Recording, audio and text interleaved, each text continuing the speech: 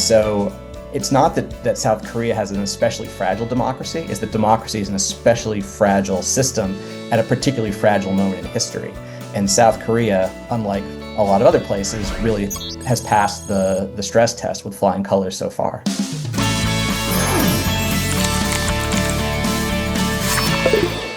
I think we thought after 40 years we really had a strong democracy, and how something like this could really happen was a really shock. What was your first thought when you heard about this martial law declaration from our president? Well, my first reaction, like yours, was one of shock.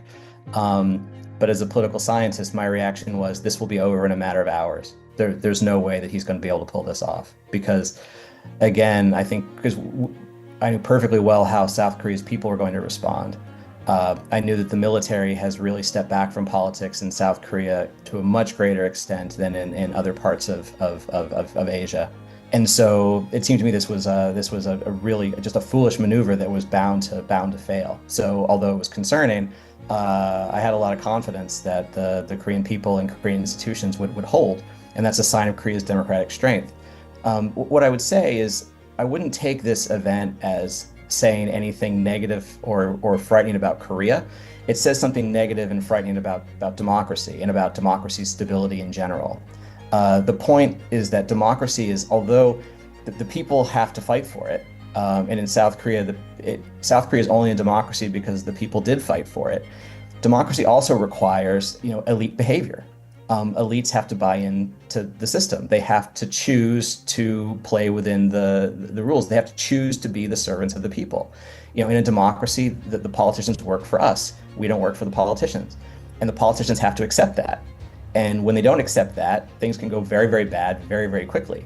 So South Korea is no different from anywhere in the sense that it really just takes, one leader trying to aggrandize power, frustrated with gridlock, who thinks, that they're the true leader of the people and they're being blocked by undemocratic forces. Democracy is always just one power grab away. So it's very fragile. It's always fragile. Especially in an era when democracies are struggling so much everywhere. I mean, the tide of history right now is not in democracy's favor. So it's a great moment for someone like President Yoon to say, well, why not? Thailand, Myanmar, people declare these things all the time and they get away with it. So it's not that South Korea has an especially fragile democracy, it's that democracy is an especially fragile system at a particularly fragile moment in history.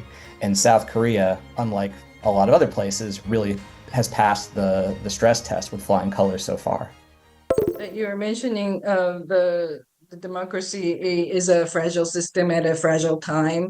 Why do you think it's more fragile now than before? That we're seeing democracy fading all over the world. Why do you think that's happening? That's a very big question and a hard one. I think that the main explanation I would offer is that there are kind of forces, particularly on the political right, who have kind of lost their confidence in democracy and gained confidence that they can impose their view, their cultural views, their nationalist views over more vulnerable minorities and people who have a more cosmopolitan take on politics. So. During the Cold War, people on the political right supported authoritarianism largely because they were opposed to communism. And then when communism went away, the political right became much weaker or much more moderate because they didn't have to fight communism anymore. That's South Korea's story very much. It was, by the time you got to perestroika and glasnost in the Soviet Union, by the late 1980s, there was no real credible threat of communism within South Korea. And that made it easier for the people on the right to say, well, we can accept democracy. It's not going to lead us in this, anti-capitalist direction. But now I think what we see on the political right is sort of that anti-cosmopolitanism has replaced anti-communism. And what we see is that opposition to things like women's rights, to the rights of immigrants, things like the rights of LGBTQ citizens, opposition to abortion rights in the United States, these kinds of these sort of cultural grievances, if you will, have led to a lot more support for authoritarian measures at times, and a kind of a desire to sort of recapture the institutions of the state and have them do the bidding of more traditionalist, nationalist, anti-minority kinds of forces. And I think that they have kind of a champion in Vladimir Putin, who I think has sort of shown how this works and has given kind of either active support for or has certainly served as inspiration for a lot of leaders around the world who also think, well, I could also clamp down on behalf of my chosen people against the internal minorities and enemies who oppose me, and I'll get away with it. And increasingly that's true. So that's not the only story going on, but I think it's probably the most important one and shows why it's not just in one place, but there's this sort of general virus of autocratization that really is spreading around the world right now.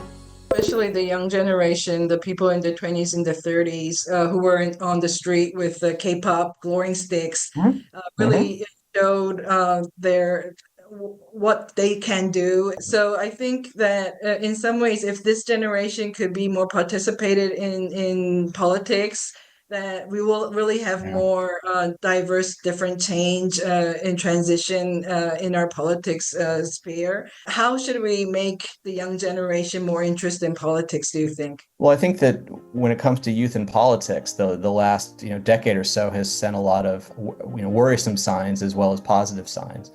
So I think there's usually a view that with each generation, people get more politically progressive. They become more open to, the rights of new groups, to gender equality, to equality in sexual orientation, all these kinds of things.